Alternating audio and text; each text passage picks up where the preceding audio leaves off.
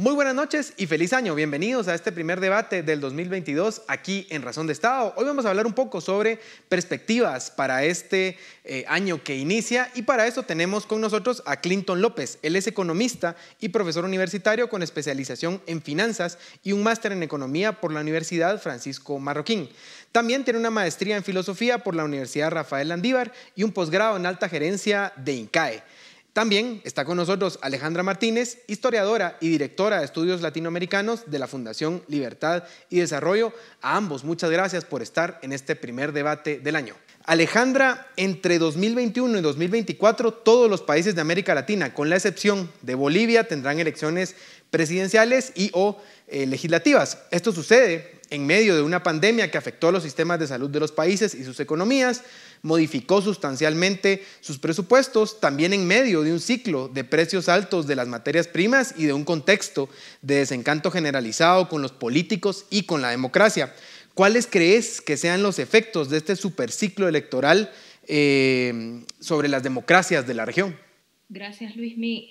Bueno, los efectos que vimos en 2021 básicamente se resumen en una alta polarización pero también una alta fragmentación que se tradujo en un voto castigo muy fuerte.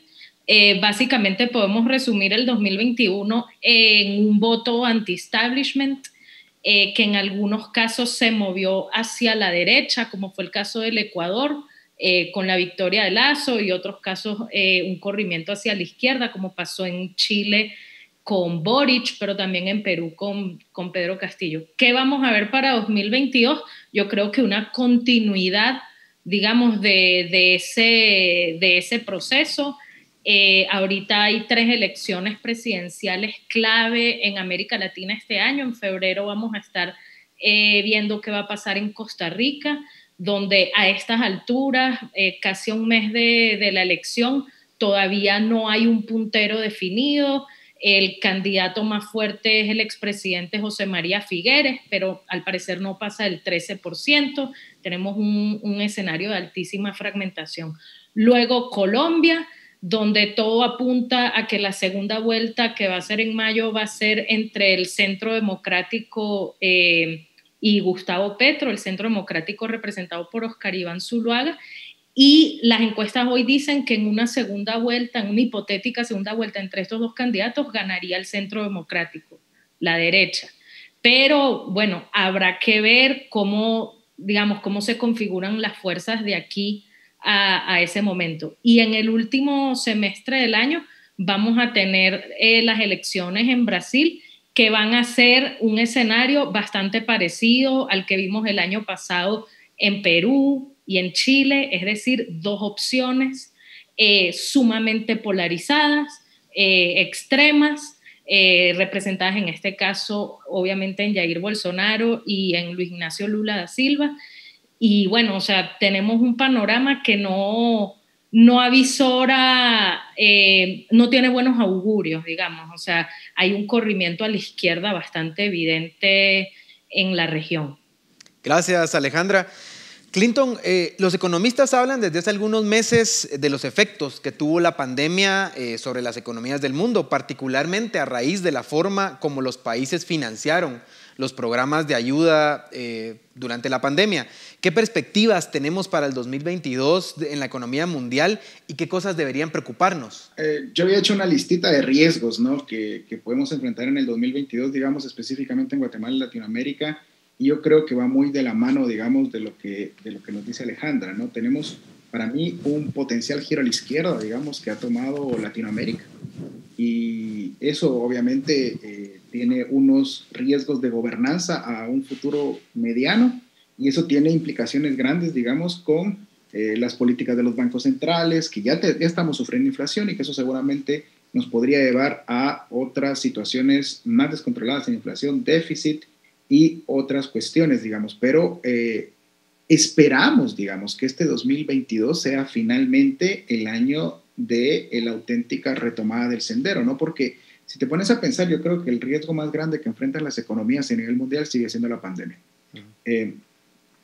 ¿Por qué? Porque los gobiernos se han aprovechado a través de políticas autorrestrictivas, digamos, que que realmente evitar la pandemia con encierros no se puede, y lo que han logrado, digamos, es hacer descalabros de la economía. Entonces, yo creo que el principal reto que enfrentamos es que la pandemia efectivamente no retroceda, y al no retroceder, que los gobiernos vuelvan a caer en las tentaciones de encierros, que ya pasó con Holanda ahorita, ¿no? Que es un caso casi único, y en Guatemala vimos que hubo un conato, digamos, que al final, gracias a Dios, no sucedió, porque son crisis autoinfringidas, porque la pandemia no la detienes así, la detienes probablemente con mayor vacunación, y los propios gobiernos no sueltan el monopolio, ¿no? ¿Por qué? Porque hay un poderoso proceso de rent-seeking ahí que no lo deja soltarlo, y obviamente eso también hace que la gente desconfíe cuando los gobiernos están tan metidos. Si los gobiernos dejasen eso, la vacunación masiva va a ir, y si el virus finalmente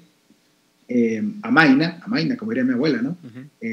Creería yo que vamos por primera vez desde que inició la pandemia a un camino de auténtica recuperación, porque lo que tuvimos este año en Latinoamérica, en Guatemala, que ni siquiera están confirmadas las cifras de crecimiento económico, simplemente es un reajuste a casi llegar a la tendencia que traíamos hace 2 años. Y me gustaría ahondar un poco en algunos de los temas que tocaste ahí, pero voy a preguntarle a Alejandra primero algo relacionado a lo que decías, y es que, Alejandra, durante la pandemia provocó en todo el mundo una mayor intervención de los estados en la vida de los ciudadanos, ¿verdad? Relacionado a lo que decía Clinton anteriormente.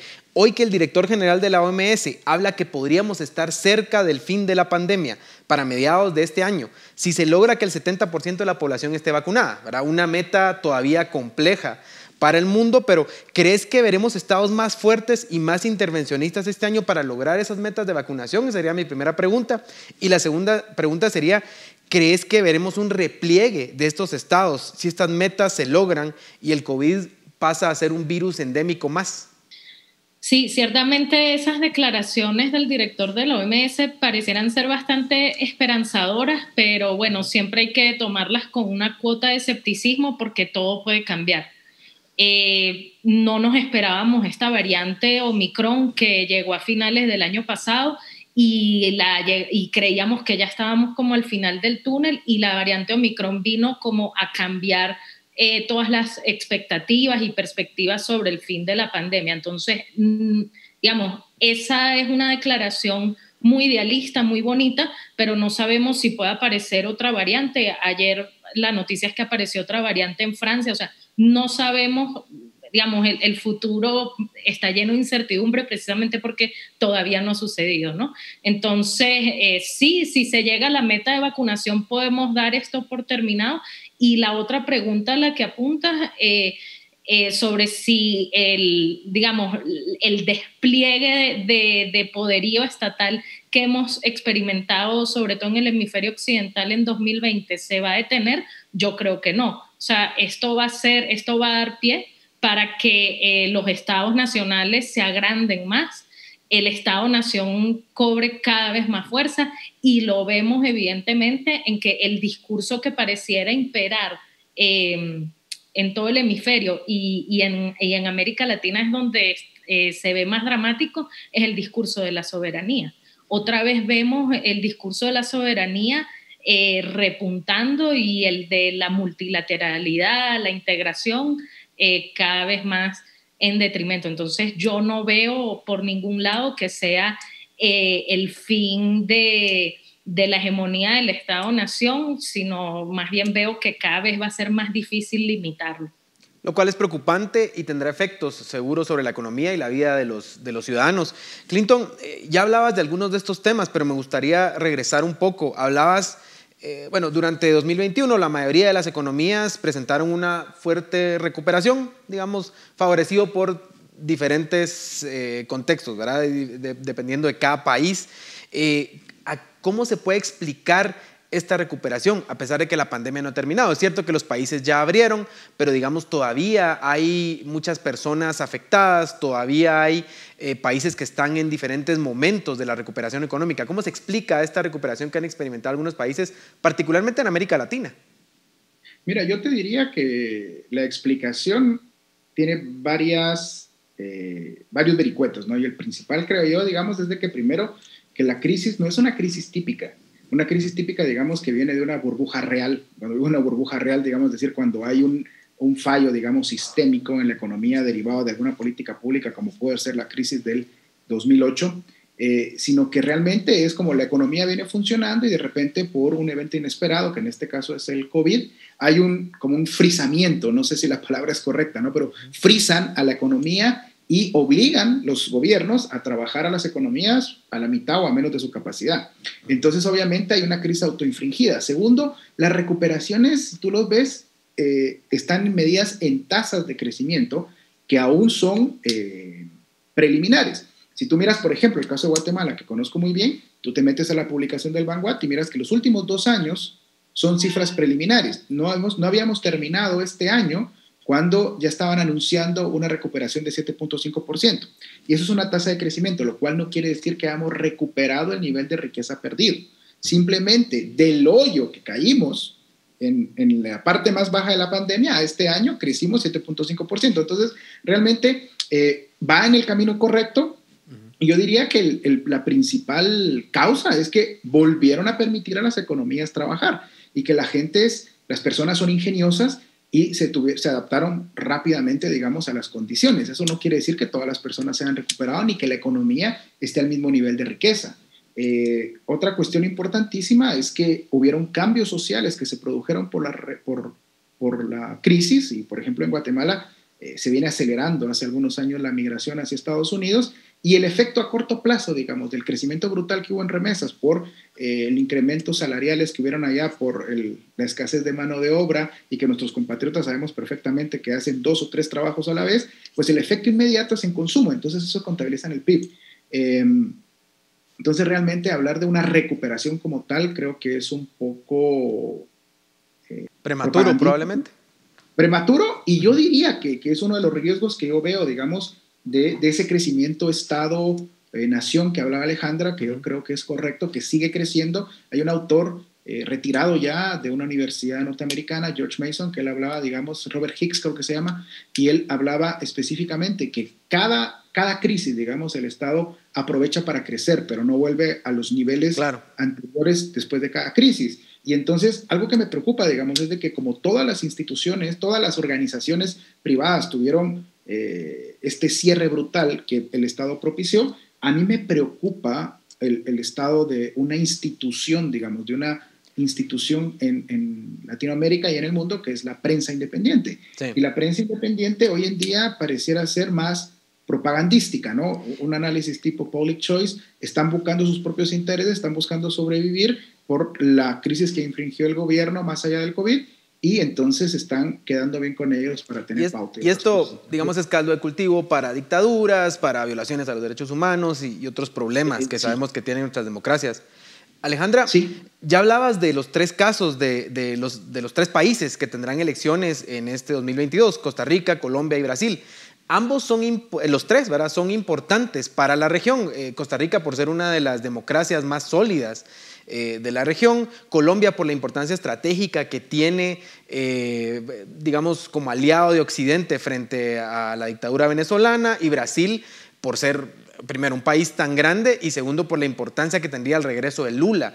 ¿Qué efectos verías para la región, por ejemplo, que hubieran algunos problemas para la democracia de Costa Rica, que en Colombia ganara Petro y que en Brasil ganara Lula, lo cual es bastante probable? ¿Qué pasaría en la región si eso sucede? Sí, bueno, ya en las elecciones anteriores de Costa Rica, esa democracia que es la democracia más longeva y más estable en América Latina en los últimos 70 años, se vio en riesgo por la candidatura que finalmente no ganó de un candidato bastante extremista, ¿no? Entonces, esos peligros vuelven a aparecer en esta elección y por eso es que, digamos, el sistema recurre a la candidatura de Figueres, que es un expresidente que en los años 90 sacó a Costa Rica de una crisis económica. Digamos, a Costa Rica le costó salir mucho de la crisis de la deuda de los 80 y además es el hijo de prácticamente el arquitecto de la democracia costarricense, que es Pepe Figueres. Entonces, yo creería, no veo elementos para que la democracia costarricense caiga. Digamos, sí está un poco debilitada, pero están todas las cartas, todas las apuestas me llevan a decir que va a salir fortalecida de la democracia costarricense de este proceso. Ahora, los casos de Colombia y Brasil son delicados porque en Brasil una posible victoria de Petro pondría en riesgo todo el tema de la lucha contra el narcotráfico en Estados Unidos y en la región latinoamericana. En Colombia. Exacto, y traería precisamente problemas para Centroamérica, porque recordemos que Centroamérica es el corredor de toda la droga que sale de Colombia, y Estados Unidos perdería un aliado clave importantísimo en su lucha contra el narcotráfico. Y Brasil, bueno, o sea, digamos, la gente tiene memoria corta y en América Latina mucho más. Si bien la gestión de Bolsonaro ha sido desastrosa en la pandemia y eso le ha costado popularidad, a la gente se le olvida que Luis Ignacio Lula da Silva es la cabeza del mayor escándalo de corrupción que ha habido en la región latinoamericana, que es el caso Lavallato y todo el tema de los sobornos de Odebrecht. Entonces, quitamos a uno que no nos gusta, que fue un desastre en la pandemia, pero ponemos a un personaje altísimamente corrupto que le puede hacer mucho daño a la región. Y además uno de los arquitectos del Foro de Sao Paulo, digamos, y que sabemos cómo eso, los efectos que tiene eso para América Latina. Clinton, ya me queda poco tiempo, pero te quería preguntar, ¿creerías que los gobiernos aprendieron la lección económica, en este caso, sobre los cierres y que esas medidas quedaron atrás? ¿O está la tentación de regresar a estas medidas que hacen tanto daño? Yo no creo que los gobiernos aprendan realmente, digamos. Acuérdate que los incentivos están dados para que, por ejemplo, en Guatemala, digamos que los 4 años que estamos hay que aprovechar todo lo que se pueda, y la historia me lo confirma. Entonces, yo creo que la tentación siempre está y va a depender mucho de la oposición ciudadana y de las instancias institucionales formales que puedan frenar, digamos, algo así, porque en la medida que vean una posibilidad de un proceso descomunal de rent-seeking como el que aparentemente ha habido en todos los países de Latinoamérica, y nosotros no somos la excepción, durante la pandemia, al momento de que pueda presentarse la posibilidad lo van a hacer. Yo creo que la mejor prueba de que no han aprendido a gestionar la pandemia es que siguen con un estricto monopolio de las vacunas y que la vacunación aumenta lentamente. Nadie les ha dicho que dejen de poner vacunas al que no pueda pagarla, pero que desmonopolicen la vacunación. De hecho, miras a cualquier ciudadano guatemalteco tratando muchas veces de ponerse la vacuna en El Salvador, en Estados Unidos o donde pueda. Conocí gente viajando a México, a la frontera, para ponérsela porque el gobierno hizo un desastre, ¿no? Y lo sigue haciendo porque Omicron nos afectará poco, seguramente, porque es más leve, o eso parece, pero hay mucha gente que todavía está sin vacunar.